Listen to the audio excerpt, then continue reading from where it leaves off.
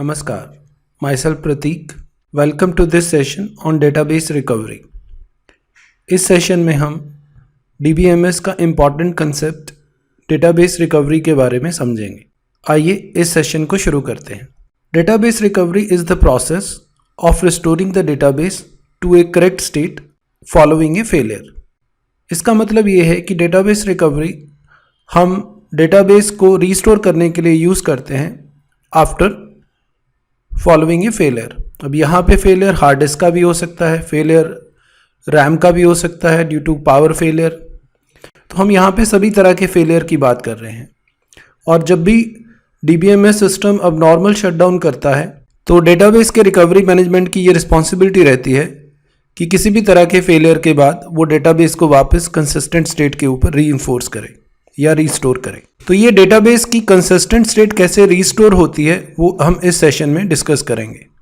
तो in general backup and recovery refer to various strategies and procedures involved in protecting your database against data loss and reconstructing the data such that no data is lost after failure. So ये बहुत ज़रूरी है क्योंकि जब हम banking system या university management system में सब कुछ हम एक सेंट्रल सर्वर के ऊपर स्टोर कर रहे हैं तो हमें डेटा की रिलायबिलिटी को इंश्योर करना बहुत ज़रूरी हो जाता है, क्योंकि किसी फेलियर के बाद हम ये नहीं कह सकते कि हमें पता नहीं है कि किसी कस्टमर का बैंक में बैलेंस कितना है। आप समझ सकते हैं कि मान लीजिए यूनिवर्सिटी मैनेजमेंट सिस्टम है, हमने आपके पूरे मार्क्स एक सेंट्रल सर्वर के ऊपर स्टोर किए हुए हैं, आपकी पुरानी पूरी डिटेल्स CGPA की पिछले सेमेस्टर का सारा रिकॉर्ड हमने सेंट्रल सर्वर पे ऊपर स्टोर किया हुआ है। अब मान लीजिए किसी कारण वो सेंट्रल सर्वर क्रैश हो जाता है। अब हम उसके बाद किसी भी सिचुएशन में ये नहीं बोल सकते कि सर्वर क्रैश हो चुका है, हमें आपके मार्क्स की कोई डिटेल पता नहीं है, अब आपको एग्ज़ाम दोबारा देना होगा। तो आप समझ सकते हैं कि ऐसी कंप्यूटराइजेशन का कोई फ़ायदा नहीं है। तो कंप्यूटराइजेशन में ये बहुत ज़रूरी है कि हम डेटाबेस की रिलायबिलिटी को इंश्योर करें, क्योंकि सिस्टम तो फेल हो ही सकता है। तो सिस्टम के फेल होने के बाद ये बहुत ज़रूरी है कि हम सिस्टम को प्रॉपरली रिकवर कर सकें, उसकी वापस कंसिस्टेंट स्टेज को रीस्टोर कर सकें, सो दैट कि हमें ये ना बोलना पड़े कि डेटाबेस सर्वर फेल हो गया है और हमारे पास कोई रिकॉर्ड नहीं है और अब आपको पेपर दोबारा देने पड़ेंगे। तो हम ये सिचुएशन किसी भी केस में अफोर्ड नहीं कर सकते।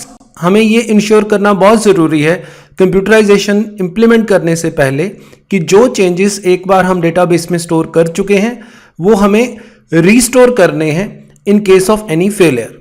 तो DBMS में रिकवरी मैनेजमेंट एक बहुत इंपॉर्टेंट रोल प्ले करता है टू इंश्योर दैट कि जो चेंजेस एक बार हम कमिट कर चुके हैं उन चेंजेस को हम रीस्टोर करें इन केस ऑफ एनी फेलियर।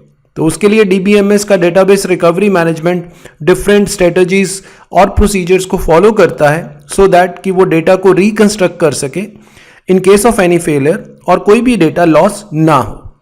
तो इस सेशन में हम देखेंगे कि डेटाबेस रिकवरी ऐसी कौन सी स्ट्रेटजी को फॉलो करता है जिसके थ्रू हम ये इंश्योर करते हैं कि डेटा किसी भी सिचुएशन में लॉस ना हो। इस पूरे प्रोसेस के लिए ये समझना बहुत ज़रूरी है कि हम बहुत इंपॉर्टेंट इंफॉर्मेशन एक ऐसी स्टोरेज में स्टोर करते हैं जो कभी भी लॉस ना हो, और इस स्टोरेज को कहते हैं हम stable storage. Stable storage is a storage in which information is never lost. तो हम एक यहाँ पे ऐसी स्टोरेज की बात कर रहे हैं जिसमें कभी भी इंफॉर्मेशन लॉस ना हो, चाहे कोई भी सिनेरियो हो, लेकिन एक ऐसी स्टोरेज होनी चाहिए जहां से हमारे पास 100% गारंटी हो कि वहां से डेटा रिकवर किया जा सकता है। Theoretically it is impossible to obtain, but practically we try to develop a storage which should act like a stable storage, यानी कि जहां पे डेटा के लॉस होने के चांसेस लगभग मिनिमम हो। अब हमें ऐसा सोचना है कि हम ऐसे कैसे इंश्योर कर सकते हैं कि जहां पे डेटा कभी भी लॉस ना हो। तो इसके लिए कई सारी स्ट्रेटजीज हैं, जिसमें से एक स्ट्रेटजी है RAID redundant array of independent disk. यहाँ पे आप एक डेटा को मल्टीपल डिस्क में कॉपी कर सकते हैं। अगर RAID डिस्क फेल होती है तो आप उसको दूसरी जगह से रिकवर कर सकते हैं, बट स्टिल RAID के केस में आपका डेटा एक ही जगह पे स्टोर्ड रहता है। मान लीजिए वो पर्टिकुलर प्लेस में फायर हो जाती है और वो RAID ही जल जाती है उस पूरे प्रोसेस में, तो RAID भी काम नहीं करेगी। तो उसका सोल्यूशन है डिस्ट्रीब्यूटेड डेटाबेस। आप डेटा को रेप्लिकेट करें मल्टीपल लोकेशंस के ऊपर, तो उस सिचुएशन में ये बहुत कम चांसेस हैं कि डेटा एक साथ मल्टीपल लोकेशन से फेल होगा। इसका इक्विवेलेंट आजकल क्लाउड स्टोरेज है, तो you can store the data over cloud where those cloud storage company use replication strategy to ensure that data is never lost. So distributed storage, cloud storage or RAID can be considered as the ways to implement stable storage, but you can consider distributed or cloud storage, which is very commonly used nowadays to implement a storage which never fails. तो हम बहुत important information, सारी information नहीं, बहुत important information जो बहुत जरूरी है डेटा को रिकवर करने के लिए, वो हम स्टेबल स्टोरेज में स्टोर करते हैं.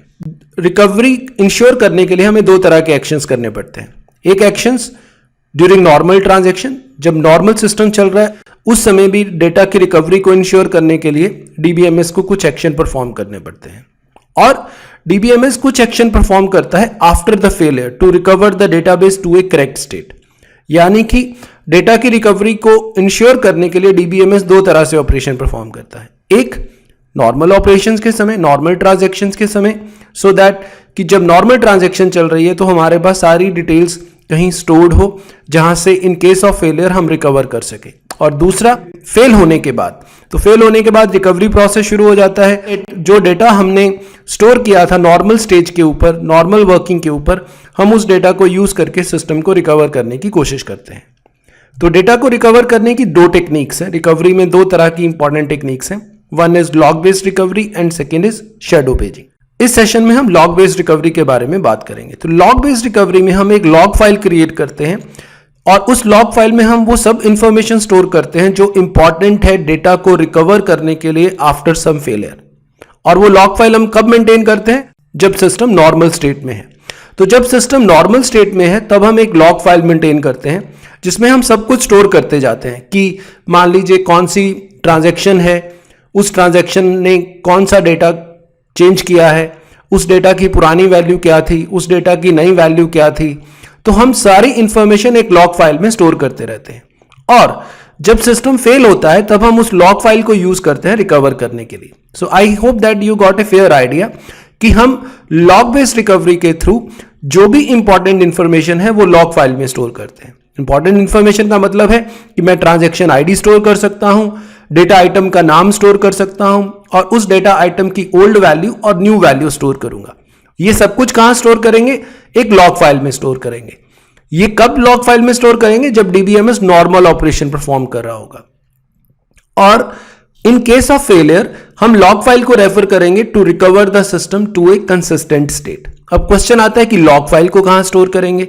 तो लॉग फाइल को स्टोर करने के लिए स्टेबल स्टोरेज है, क्योंकि सारी रिकवरी लॉग फाइल से इंश्योर होगी. तो इसलिए यह बहुत जरूरी है कि लॉग फाइल हमारी ऐसी जगह पे फेल हो जहां डेटा लॉस होने के चांसेस जीरो हो. सो इसलिए हम लॉग फाइल को स्टेबल स्टोरेज में स्टोर करेंगे, यानी कि हम लॉग फाइल को डिस्ट्रीब्यूटेड डेटाबेस के ऊपर डाल देंगे और इन केस ऑफ फेलियर हम लॉग फाइल को यूज करेंगे टू रिकवर द डेटा. इस सेशन में इतना ही है. अगले सेशन में हम ये देखेंगे कि किस तरह से हम लॉग फाइल में इंफॉर्मेशन स्टोर करते हैं और कैसे लॉग फाइल को यूज करके हम डेटा को रिकवर करते हैं. तो आई hope that you got a fair idea about the need of recovery and concept of stable storage to store very important information where the chances of data loss is zero. We have also discussed that there are two techniques to implement it. One is log based recovery and another is shadow paging. In log based recovery we store all the information about the transactions in a log file, and that log file should be maintained during normal working of DBMS, and this log file should be stored in stable storage so that in case of failure you can refer stable storage to recover the data to a consistent state. So please join next session to learn more about log based recovery. Please subscribe to this YouTube channel to receive latest video tutorials on data mining, machine learning, DBMS and many more. हमने Udemy के ऊपर काफ़ी सारे online courses create किए हैं, जिसमें से एक कोर्स है simplified approach to DBMS, simplified approach to SQL, mastering PL/SQL and mastering machine learning. आप ये कोर्सेज Udemy के ऊपर ज्वाइन कर सकते हैं to learn these concepts. I have also authored books on data mining and data warehousing, DBMS, NoSQL, beginning with SQL and PL/SQL for beginners. All these books are available at Amazon platform. To read more on this, you can refer my website prateekbhatia.com. Thanks for watching this video.